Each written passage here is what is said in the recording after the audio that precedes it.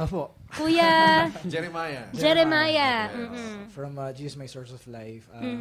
Gusto ko muna nagpasalamat in behalf of our church kay DCAS, kay Pastor Nixon. Maraming salamat po. Salamat po sa speech. Okay.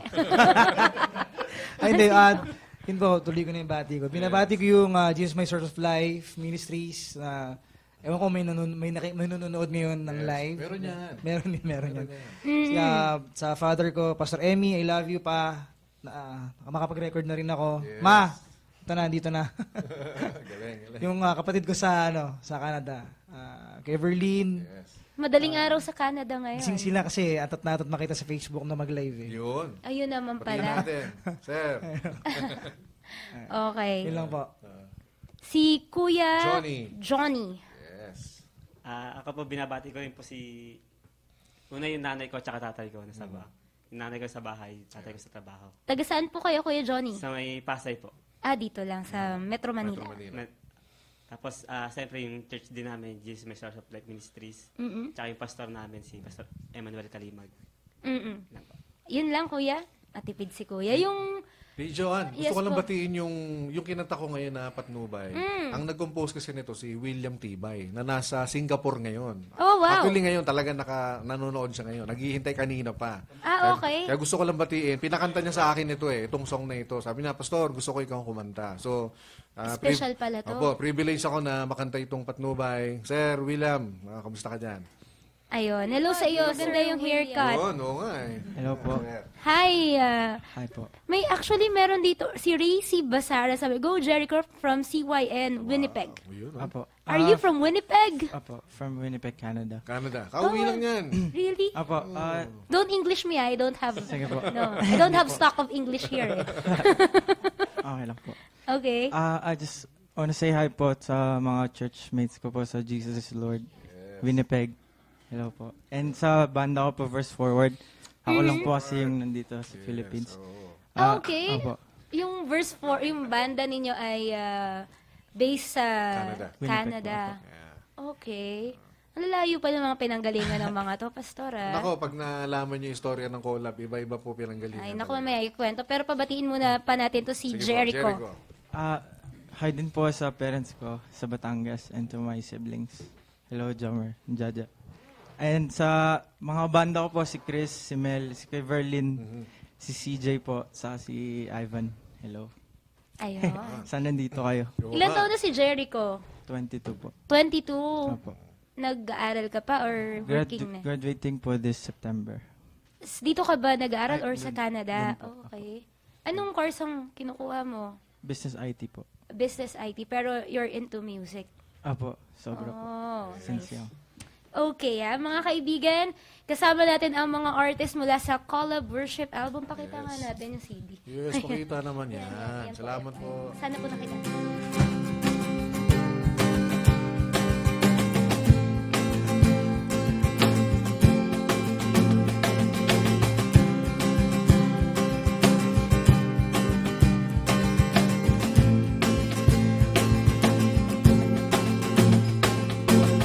Sumigaw sa galang, lahat na nilalang. Purihin ng Diyos, may kagalakan. Wagas na papuri sa Kanya ay ibigay. Iyong niyalan, puso at buhay. Halina't purihin ang ngalan niyang banal. Kamangha-mangha, Kanyang mga gawa. Lahat ng bansa sa Kanya ay sumamba. Bagong papuri, awitin sa Kanya. Ako ay sasamba sa iyo, itataas ang ngalan mo. Ako ay lumuhod sa iyo, dinggin mo ang tinig ko. Ako ay aawit sa iyo, dinggin mo ang pagsamo ng puso ko.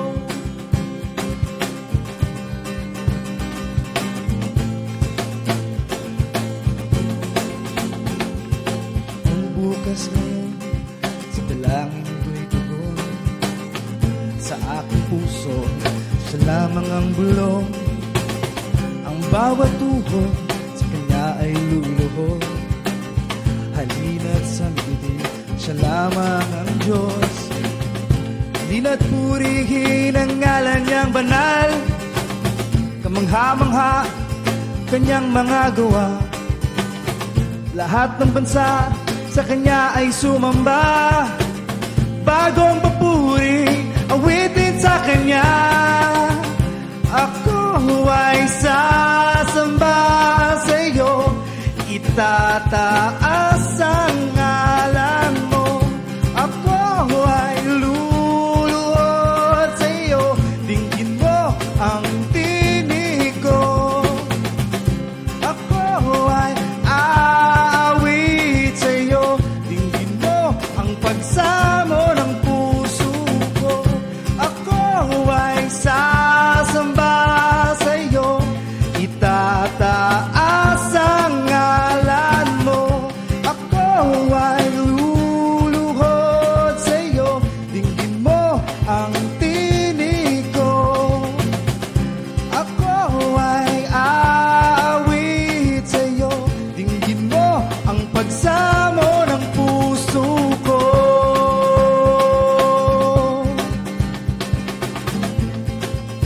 Ang pagsamo ng puso ko.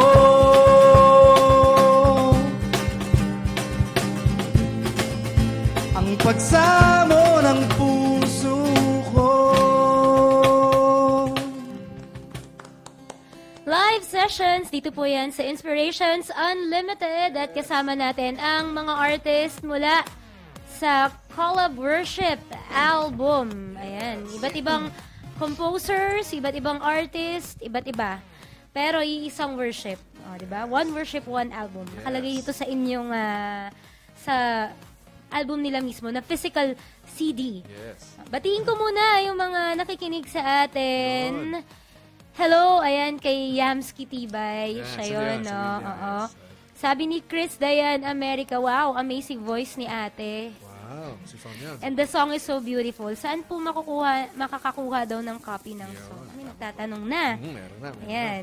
Si Jenny Lee, ganda po ng song, Praise God. And si, sino ba to? Si Loida Refuerzo, Praise God, Collab Worship Artists. To God be the glory. Hello din kay Kuya Alquinto Alquin na nakikinig naman sa atin dyan sa Australia. Hello po sa inyo. Actually, may nakikinig din sa atin sa, parang sa UAE yun eh, kung hindi ako nagkakamali. Anyway, hello po sa inyo. Abu Dhabi, si Lester John. Salamat. Ebuen. Ayan. Hello, happy listening po sa iyo. Kay Risa Gabayno, dyan naman sa Odyongan, Romblon. Wow. Hello, Romblon.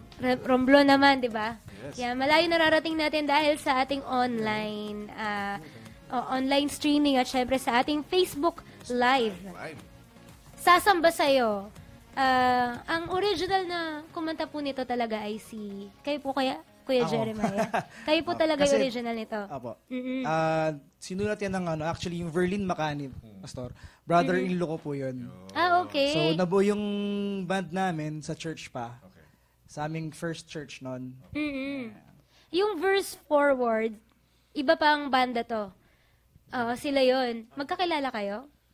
Dito na lang po dahil kay Lord.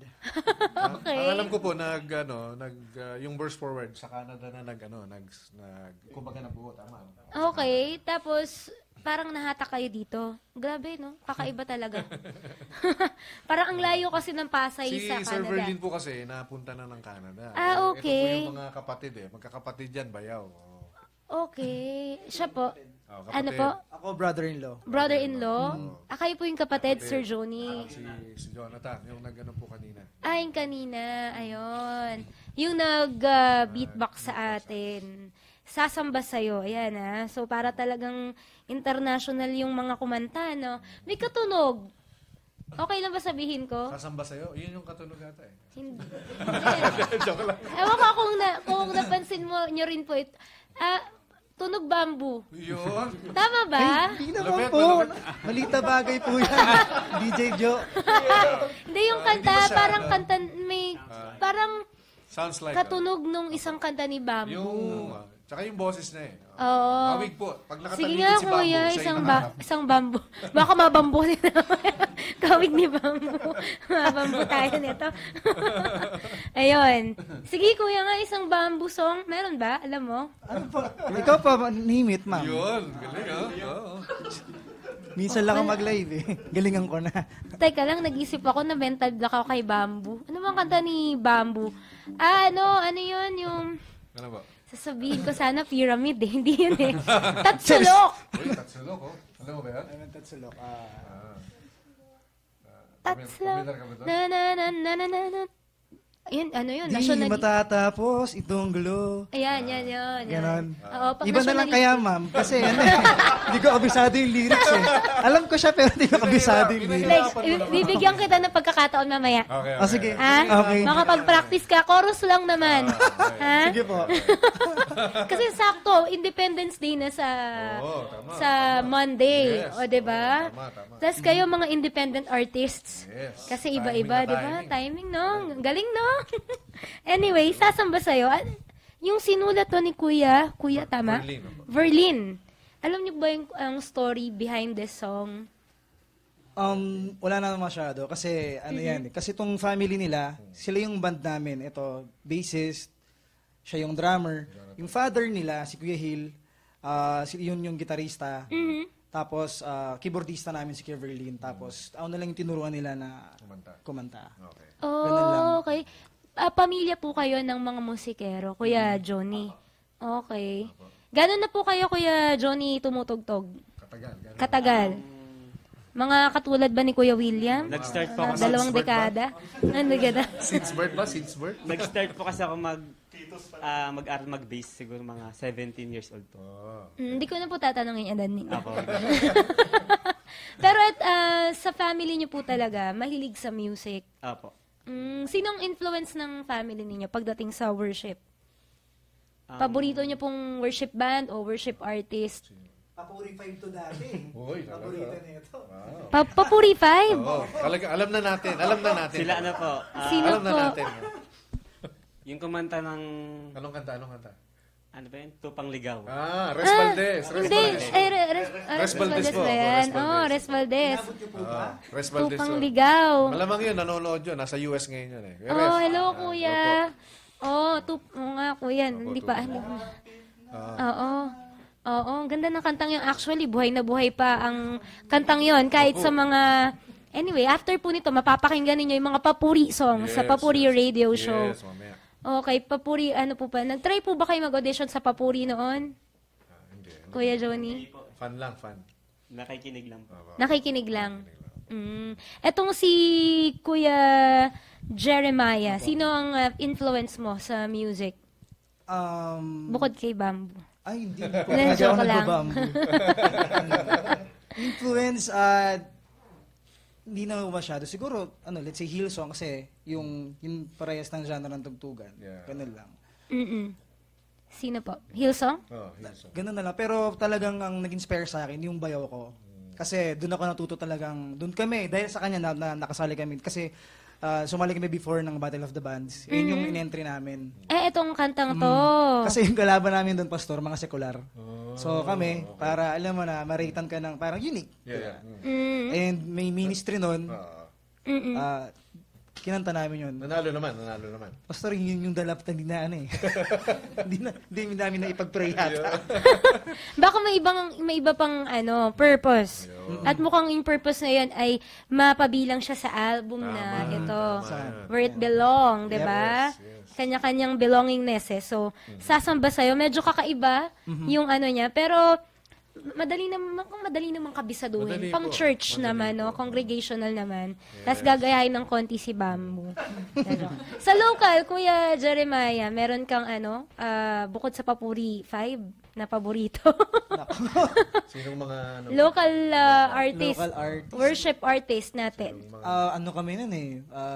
Boy Baldomaro talaga yung Boy Baldomaro. Boy Baldomaro. Si Teka Tatay lang. Boy. Tatay Boy. Ano ang kanta ni Kuya Boy? Kasama natin ng Diyos. Ayun. Kasama natin ng Diyos. Panginoon. Kay Putin. May- Kay Buti-Buti Mo, Panginoon, Ayan. ba yun? Pwede rin yun. Yan. Oh, yun. O nga pala, si Kuya Boy Baldomaro. Hello po sa inyo. Kung nakikinig po kayo. At syempre, yung katambal ninyo, si Verse Forward Band. Hi! Hey, from Canada. Hello. Ni Joanne, yung nag-record po ng, usually sila, magkakasama na sila noon. Pero dyan sa collab worship album, ang nag-record ng boses dyan, si Ivan po. Si Ivan. Ivan Lapira. Ivan Lapira, na nasa Canada. Ah, okay. Paano nyo na-workout lahat? Kasi yung iba nasa Pilipinas. Opo. Nung nag-record na po kami dito nung pinaka -1 niya. So si Sir Verlin, may contact naman kami sa Facebook. So sabi ko sa kanila, "Sir, nakita ko meron kang parang home studio diyan. So isan ko sa iyo yung pinaka-raw and then kantahan ni Sir Ivan." Tapos pinorward na lang dito sa Pilipinas yung pinaka-raw nung vocal niya. Oh. So dito na minix at saka minaster. Ayos. Yes. Ayos, wala talaga imposible, no? Yes. Diba? Kaya nandito si Sir Jericho para mag-witness, magpatunay. Nasa ito. Apo. Are you having your vacation here lang ba, Jericho? Apo. Gaano ka katagal magstay dito sa Philippines? 1 month and a half po. Kasi po yung parents ko po nandito eh. Ah, okay. Talagang bakasyon din. Timing din, Pastor. Actually, ngayon lang kami nagkita. Ngayon lang. Oh, first time. Kamayan mo. Hello, sir. Kamayan mo.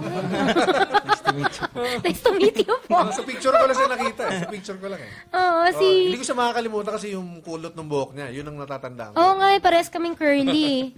Natural yan. Pinakulot ko po. Okay lang. Ako din. Pares tayo ng piano. Nagpapakulot. Anyway, si Jericho, matagal ka na rin tumutugtog, no?